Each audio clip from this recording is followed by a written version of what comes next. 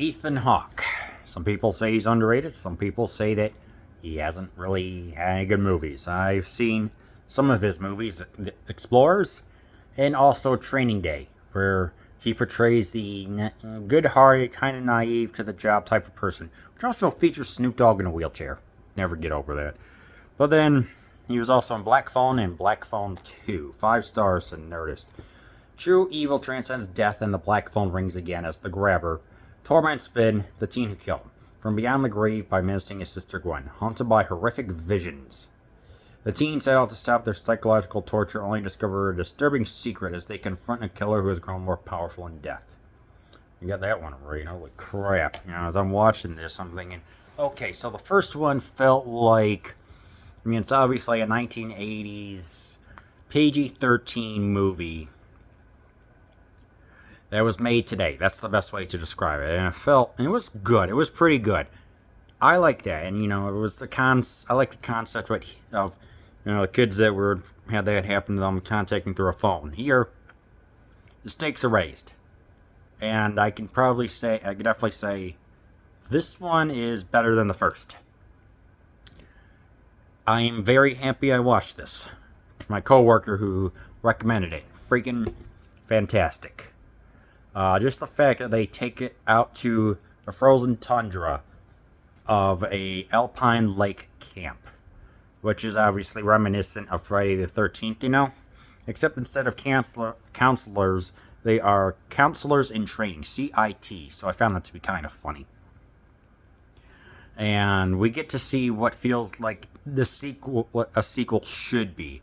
Bigger, still has the heart of the original, has the cast, and even the father, who was a jerk in the last one, he has his redemption. He's more of a minor character. He's really trying to stay sober for this after giving everything. And the best part, we get to see the ramifications of everything that was happening prior.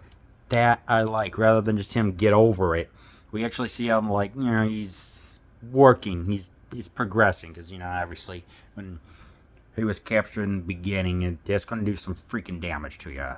And, he's like smoking a joint to help him relax for a cigarette. So, But yeah, just the fact that these kids were eventually taken over at one point, you just feel so bad for them.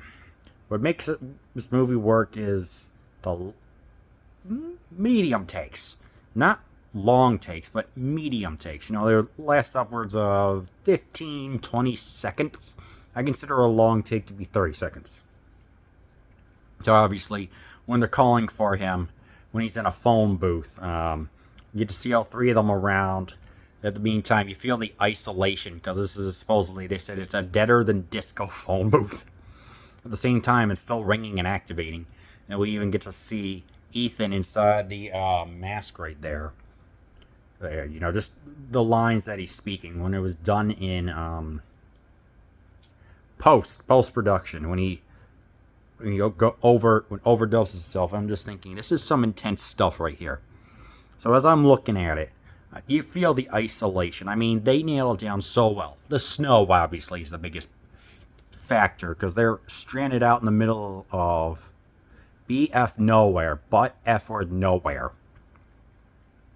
And it's up to them to try and find out, because it's like the daughter is dreaming or sees these dreams, these visions of her mother and everything else, and the children as well. All the meanwhile, they're operating in another field, another dimension, and they can influence all the actions going on. Everything feels cohesive in this movie. I have to say that. It feels like we're balancing everything in the correct way. Like, we're getting a little bit of the school life. We get Duran Duran tickets. Okay. We're also getting, them desperately trying to get through the snow, the arrival, and turns out there's only 7 people there altogether. And I'm thinking, they all have their purpose. And it's like all the characters here ultimately come together, as they try and rescue the children's bodies that are from the bottom of the lake. Not Crystal Lake, the Mowar Lake or something like that. I forgot. These children are just taken out in savage ways. It was pretty bloody. And as I'm watching this, it was the long takes it was the medium takes that work here. The atmosphere is just foreboding. The snow, being left alone in the camp, as you're just watching them, I don't know, it was just scary. I wasn't exactly scared, but I felt uneasy watching this movie. And then when we finally get to the ending as they're trying to rescue the kids, I mean, it's a group effort. Even the pious lady named Barbara, that they call Barb, she's like Barbara and some other person that's there, I guess. He was okay. He felt like really the only weak link in this movie, but we get the history of the camp. You know, the counselors were given nicknames, and we get to find out about the 3 children and what happened to them, which led to the hauntings and everything. So we get to see 3 of them come out right. WBH, which stands for Wild Bill Hickok, because he dressed in like a cowboy. But yeah, you know, they ultimately managed to get to the end, and they even quote, "Abandon all hope, ye who enter here," which is the beginning of La Divina Commedia. And it's ultimately just the frozen lake supposed to represent Lake Cocytus, which translated from Greek means, was it suffering or something like that? I forgot. You're wondering, how can hell be frozen over? Well, Satan is in the middle and planted in the ground, and he is flapping his wings trying to escape. And in his claws, he has Judas Iscariot and 2 other people. I'm trying to remember who. So that's why this circle of hell is frozen over, which was pretty dang impressive. So the next time someone says, yeah, when hell freezes over, just tell them 9th circle of hell, bitches.